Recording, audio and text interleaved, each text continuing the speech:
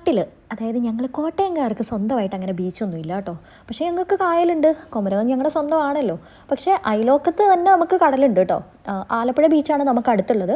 പക്ഷേ അടുത്താണെന്ന് പറഞ്ഞാലും അങ്ങനെ കുഞ്ഞിലൊന്നും അങ്ങനെ കടൽ കാണാനൊന്നും അങ്ങനെ പോയിട്ടൊന്നുമില്ല കേട്ടോ.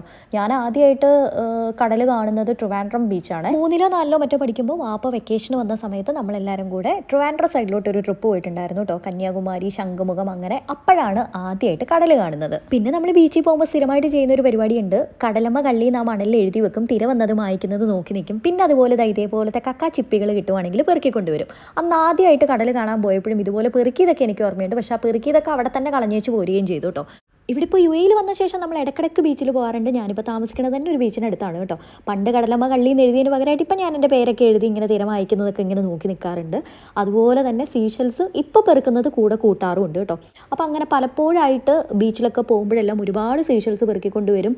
അതിവിടെ കവറിലാക്കി വെക്കും. പിന്നെയും പോകുമ്പോൾ പിന്നെയും പെറുക്കിക്കൊണ്ട് വരും. എന്തെങ്കിലുമൊക്കെ ക്രാഫ്റ്റ് ചെയ്യാമെന്ന് പറഞ്ഞ് എടുത്തു വെക്കും. അപ്പോൾ അങ്ങനെ കുറേ ആയി ഇപ്പം കുറേ അധികം സീഷൽസ് ഇരിക്കുന്നു. പെറുക്കി കൂട്ടിയ സാധനങ്ങൾ എടുത്ത് കളയാനാണെങ്കിലോ ഭയങ്കരമായ മടി. എന്നാൽ വീട്ടിൽ വെക്കാനോ സ്ഥലവും ഇല്ല. അപ്പോൾ ഞാൻ ഓർത്ത് വന്നാൽ അടുത്ത 2-3 വീഡിയോസ് സീഷൽസ് വെച്ചിട്ട് അങ്ങ് ചെയ്യാം. അപ്പോൾ എൻ്റെ കയ്യിലിരിക്കുന്ന സാധനം തീരുകയും ചെയ്യും. യൂട്യൂബിൽ ഇടാനായിട്ട് 2-3 വീഡിയോസും ആവുമല്ലോ. അപ്പോൾ ഇനി അങ്ങോട്ട് സീഷൽസിൻ്റെ ഒരു 2-3 വീഡിയോസൊക്കെ പ്രതീക്ഷിക്കാം കേട്ടോ. അപ്പോൾ ഇതാ സിമ്പിളായിട്ട് എന്നാൽ നല്ല ക്യൂട്ടായിട്ട് നമുക്ക് ചെയ്യാവുന്ന ഒരു സംഭവമാണിത്. ഇതിന് പ്രത്യേകിച്ച് നമ്മൾ പെയിൻറ്റോ കാര്യങ്ങളോ ഒന്നും ചെയ്യേണ്ട. സീഷൽസിൻ്റെ ആ ഒരു നാച്ചുറലായിട്ടുള്ള കളർ അങ്ങനെ കീപ്പ് ചെയ്താൽ രസമായിരിക്കും കേട്ടോ. അപ്പോൾ ഇത് വേണമെങ്കിൽ നമുക്ക് ചെറുതായിട്ട് മണ്ണൊക്കെ നിറച്ചിട്ട് ചെടിയൊക്കെ വെക്കാം. എനിക്ക് ശരിക്കും ഇതിൽ ചെടി വെക്കണേക്കാളും ഇഷ്ടപ്പെട്ടത് ഈ ഒരു വുഡൻ കട്ടിംഗ് ബോർഡിൻ്റെ കൂട്ടത്തിൽ വെച്ചപ്പോഴാണ്. അപ്പോൾ ആ ഒരു സീഷലിൻ്റെ കളറും ആ ഒരു കട്ടിംഗ് ബോർഡിൻ്റെ കളറും പിന്നെ അത് ഉണങ്ങി ബേബി ബ്രീത്തും ഒക്കെ കൂടെ വെച്ചപ്പോഴത്തേക്ക് സംഭവം കുറച്ചുകൂടെ എനിക്ക് ഇഷ്ടപ്പെട്ടു കേട്ടോ. ഇനി അതൊന്നും അല്ല എങ്കിൽ നമുക്ക് കിച്ചണിൽ ഇതേപോലത്തെ വുഡൻ സ്പൂൺസ് ഒക്കെ ഉണ്ടെങ്കിൽ അതിട്ട് വെച്ചാലും അതിൻ്റെ കളർ കോമ്പിനേഷനുമായിട്ട് നല്ല ഭംഗിയുണ്ടാവും. അല്ലെങ്കിൽ പെൻസിൽ ഹോൾഡറായിട്ട് എന്താണെങ്കിലും യൂസ് ചെയ്യാം കേട്ടോ.